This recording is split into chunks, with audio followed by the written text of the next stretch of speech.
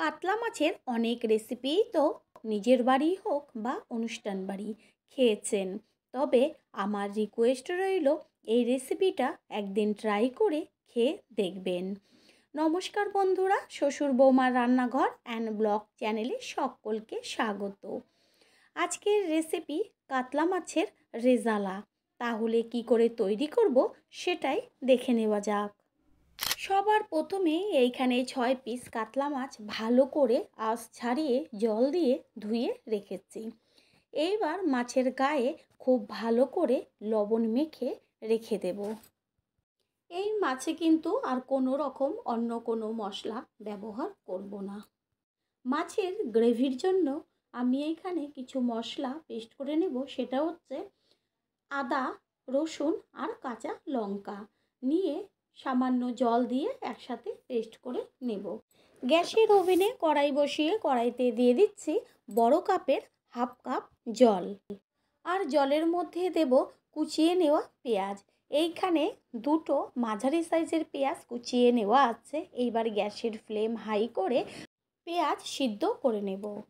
এইখানে কিন্তু বেশি জল দেবার কোনো প্রয়োজন নেই, কারণ পেঁয়াজ থেকেও কিন্তু জল বেরোবে। পেঁয়াজ কিন্তু ফুটতে শুরু করেছে, আর 2 থেকে 3 মিনিট হলেই কিন্তু পেঁয়াজ একদম সিদ্ধ ভালো মতন হয়ে যায়। পেঁয়াজ সিদ্ধ হয়ে গেছে। এবার জল ছেঁকে পেঁয়াজটাকে নামিয়ে তারপরে ঠান্ডা করে পেঁয়াজ কিন্তু পেস্ট করে নিতে হবে।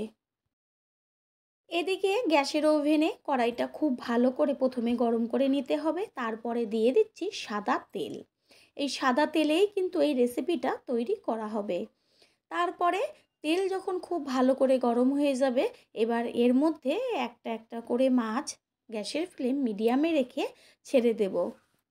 মাছ কিন্তু একদম কড়া করে ভাজলে পরে মাছের যে টেস্টটা সেটা কিন্তু একদমই পাওয়া যায় না। নিচের দিকটা সামান্য যখন একটু কালার হয়ে আসবে তখন কিন্তু উল্টে দিতে হবে ওপরের পিঠটা হবার জন্য। ওপরের পিঠটা হতে হতে আমি অন্যদিকে আর একটা মশলা তৈরি করব, সেটা কি দেখে নেওয়া যাক। এইখানে 1 চা চামচ চারু মগজ, 1.5 চা চামচ পোস্ত, আর হচ্ছে 7 থেকে 8টা কাজু বাদাম। এগুলোকে সামান্য জলে 5 মিনিট আগে ভিজিয়ে রাখবো। তাহলে কি হবে, পেস্ট করতে গেলে খুব তাড়াতাড়ি মিহি হয়ে যাবে। পুরনো বন্ধুদের সবসময় পাশে থাকার জন্য অনেক অনেক ভালোবাসা। আর নতুন বন্ধুরা আমাদের রেসিপিগুলো যদি ভালো লেগে থাকে সাবস্ক্রাইব করে দেওয়ার অনুরোধ রইল, ও পাশে থাকা বেল আইকনে ক্লিক করলে পরবর্তী ভিডিওগুলো সবার আগে আপনাদের কাছে পৌঁছে যাবে। মাছের ওপরের কালারটাও কত সুন্দর হালকা এসছে, আর নিচের দিকটাও কিন্তু হয়ে গেছে। এবার গ্যাসের ফ্লেম লোতে রেখে তেলটা ছেঁকে মাছগুলোকে তুলে ফেলবো।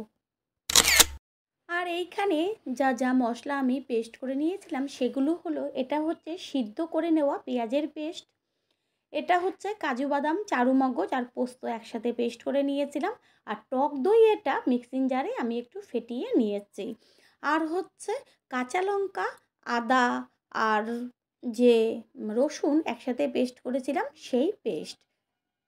মাছ ভাজা তুলে নেওয়ার পরে যতটুকু তেল ছিল এতেই কিন্তু রেসিপিটা কমপ্লিট হয়ে যাবে।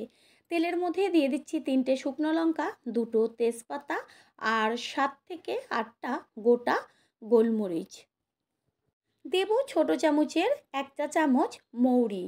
গ্যাসের ফ্লেম লোতে রেখে ফোড়নটাকে খুব ভালো করে 25 থেকে 30 সেকেন্ড ভেজে নেব। আর যখন তেলের থেকে সুন্দর একটা ফ্লেভার বের হবে ঠিক তখনই এর মধ্যে দিয়ে দেব সিদ্ধ করে পেস্ট করে নেওয়া পেঁয়াজ, আর গ্যাসের ফ্লেম মিডিয়ামে রেখে রান্না করে নিতে হবে। যদিও পেঁয়াজ আগে থেকে সিদ্ধ করা ছিল সেহেতু পেঁয়াজ রান্না করতে বেশি সময় কিন্তু লাগবে না। 2 থেকে 3 মিনিটের মধ্যেই দেখবেন পেঁয়াজের ওপর তেল ছাড়তে শুরু করেছে। দেখাই যাচ্ছে পেঁয়াজের ওপর তেল ছাড়ছে। এই স্টেজে দিয়ে দেব আদা, রসুন আর কাঁচা লঙ্কার পেস্ট যে একসাথে করে নিয়েছিলাম সেই পেস্ট। গ্যাসের ফ্লেম কিন্তু এই পর্যায়ে একদম লোতে রাখতে হবে, কারণ এই মশলাটা দেওয়ার পরেই কিন্তু কড়াইয়ের চারদিকে ছিটতে থাকবে। সেই কারণে গ্যাসের ফ্লেম লোতে রেখে ভালো করে কষিয়ে নিতে হবে।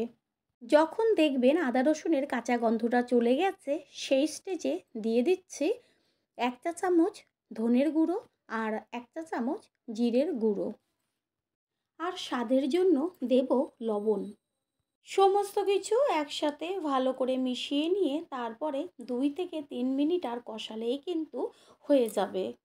মশলা থেকে কিন্তু তেল ছাড়তে শুরু করেছে, আর এই স্টেজেই দিয়ে দেব যে চারুমগজ, কাজু বাদাম আর যে পোস্ত একসাথে পেস্ট করে নিয়েছিলাম সেই পেস্ট। এটা দেওয়ার পর কিন্তু 10 থেকে 12 মিনিট অন্তত কষিয়ে নিতে হবে, কারণ এখানে কাজু বাদাম আর চারুমগজ দেওয়া আছে। এবার গ্যাসের ফ্লেম লোতে রেখে ভালো করে কষিয়ে নেব, আর বারে বারে কিন্তু একটু খুন্তি দিয়ে ওপর নিচ করে নেড়ে দিয়ে যেতে হবে, না হলে নিচের দিকটা ধরে যেতে পারে। ঠিক এইভাবেই মশলাটা কষাতে থাকবো।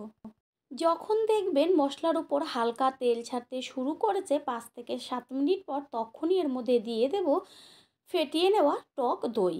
কারণ টক দইটা ফেটিয়ে নেওয়া হয়েছে, না হলে কিন্তু দইটা কেটে ছানা হয়ে যেতে পারে। এবার মশলার সাথে ভালো করে মিশিয়ে নিয়ে আবারও 5 থেকে 7 মিনিট, মানে 10 থেকে 12 মিনিট টোটাল মশলাটাকে কিন্তু কষাতে হবে, প্রথমেই বলেছি। 10 মিনিট পর দেখা যাবে মশলার উপর থেকে তেলটা সম্পূর্ণ ভেসে উঠেছে। মশলা কিন্তু এবার অলমোস্ট কষানো রেডি। ওপর নিচ করে একবার মশলাটাকে নেড়ে চেড়ে নেব, আর তারপরেই এর মধ্যে দিয়ে দেব উষ্ণ গরম জল। জল দিয়ে মশলার সাথে জলটাকে ভালো করে মিশিয়ে নেব, আর এই পর্যায়ে গ্যাসের ফ্লেম কিন্তু রাখতে হবে হাইতে। ঝোলটাকে খুব ভালো করে ফুটিয়ে নিতে হবে। জল দেওয়ার সাথে সাথেই কিন্তু কখনো মাছ দেবেন না। কিছু কিছু কারণের জন্য কিন্তু আমাদের বাড়ির রান্নাগুলোর থেকে রেস্টুরেন্টের রান্নাগুলো একটু ভিন্ন স্বাদেরই হয়ে থাকে। হাই ফ্লেমে 2 থেকে 3 মিনিট ভালো করে গ্রেভিটা ফুটিয়ে নেব, তারপরেই কিন্তু দিয়ে দেব ভেজে নেওয়া মাছগুলো। ভেজে নেওয়া মাছগুলো দিয়ে ভালো করে মিশিয়ে নিয়ে তারপরে গ্যাসের ফ্লেম একটু মিডিয়ামে রাখবো 3 থেকে 4 মিনিট। দেব 3 থেকে 4টে চেরা কাঁচা লঙ্কা আর 1 চা চামচ কেওড়া জল। বেশি কেওড়া জল দিয়ে দিলে কিন্তু আবার গন্ধ খুব উগ্র হবে। তারপরে এর মধ্যে দিয়ে দেব ছোটো চামচের 1 চা চামচ গরম মশলা দিয়ে ভালো করে মিশিয়ে নেব। এই রেসিপিতে কিন্তু কোনো রকম হলুদ ব্যবহার করব না। একদম কিন্তু যেন শুকিয়ে না যায় সেদিকে খেয়াল রাখতে হবে। একটু গ্রেভি থাকবে, ঠিক সেই পর্যায়েই কিন্তু গ্যাসটা অফ করে দিতে হবে। গ্রেভিটা এতটাই টেস্টি যে শুধু গ্রেভি দিয়েই কিন্তু ভাত খেয়ে নিতে পারবেন। এবার গ্যাসটা অফ করে দেব, আর একটি প্লেটে তুলে নেব। তৈরি হয়ে গেল আজকের রেসিপি কাতলা মাছের রেজালা।